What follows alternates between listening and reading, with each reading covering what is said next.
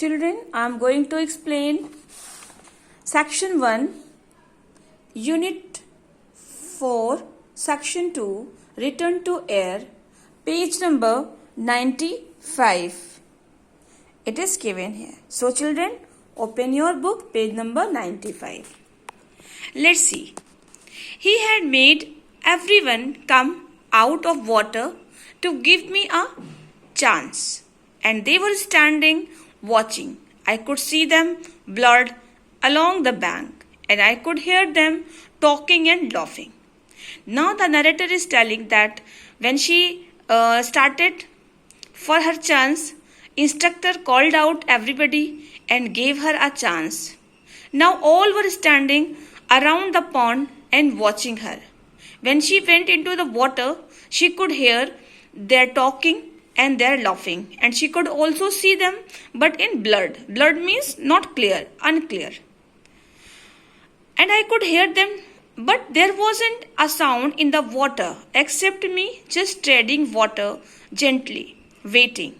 But in the water there was only her sound, not any other.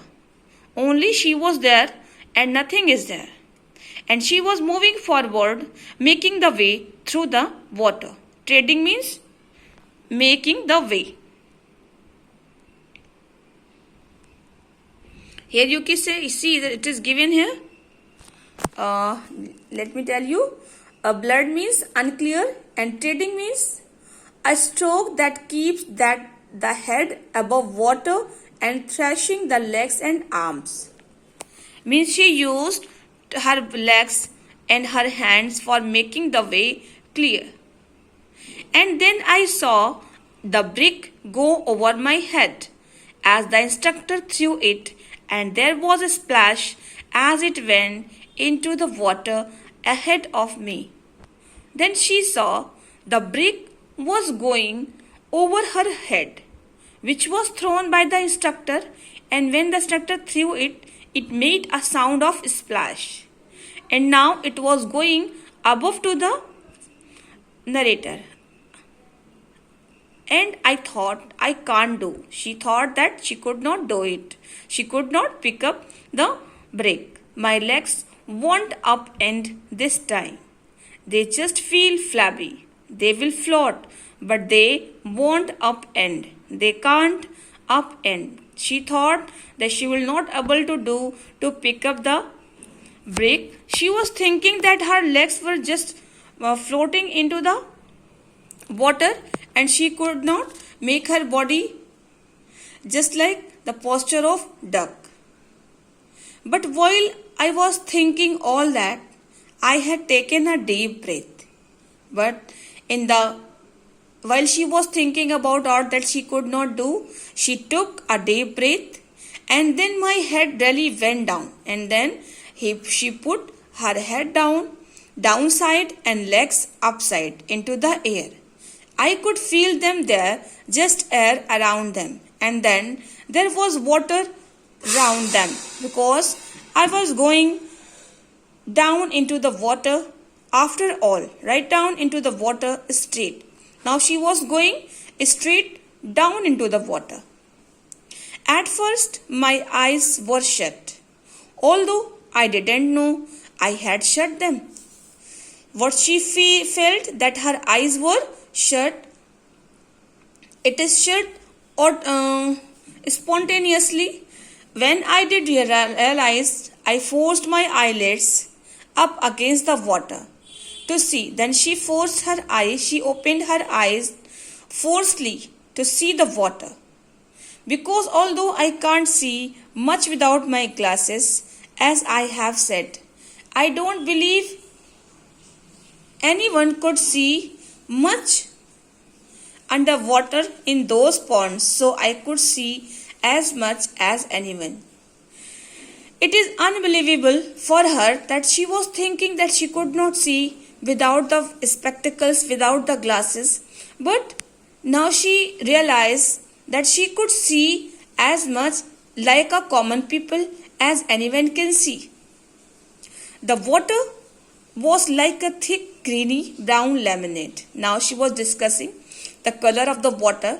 So at first when she went deep into the water, she found the color was greeny brown lemonade. Lemonade is the mixture of water and lemon. So it was like a lemonade, greeny brown color with wispy little things moving very slowly about in it.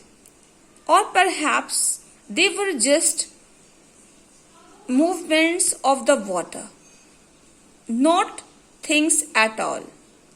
And it seems that something was moving very slowly in there. But in real, it was not the movement of anything, just it was the movement of water. I couldn't tell. She's not clear about it. The brick had a few seconds start of me, of course, but I could still see a whitish glimmer that must be the flannel round it. Now the bricks was just a little distance to her, and she could see easily that it was looking whitish, just shining and whitish in color. So she thought that it must be the flannel that the instructor wrapped the brick into it. It was ahead of me, fading away into the lower water as I moved after it. Now the brick was going towards the water, towards the bottom of the water, and the narrator was also moving after it. The funny thing about swimming underwater is it's being so still and quiet and shady. Now she was discussing the environment of there. It was dark, so silent and still and shady. There was no sunlight. After all, the air and sunlight and splashing and shouting just up above. Everything is on the surface of the water. All the sounds, sunlight, air, splashing, shouting, means all the sounds were on the surface of the water. But here in the deep down, it is quiet, still and shady. Shady means dark. Both of us making towards the bottom. Sorry, one line is missed. I was shut right in by the quiet, greeny brown water, just me alone with the brick. She was telling that there was nothing, only two things were there. One is narrator and the other is brick. So narrator was following the brick. The ponds are deep, but I knew they were not too deep. She knew that the ponds were not too deep. And of course, I knew I did enough air in my lungs from the breath I had taken.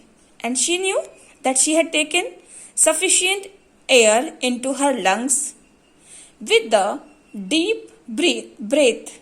I knew all that.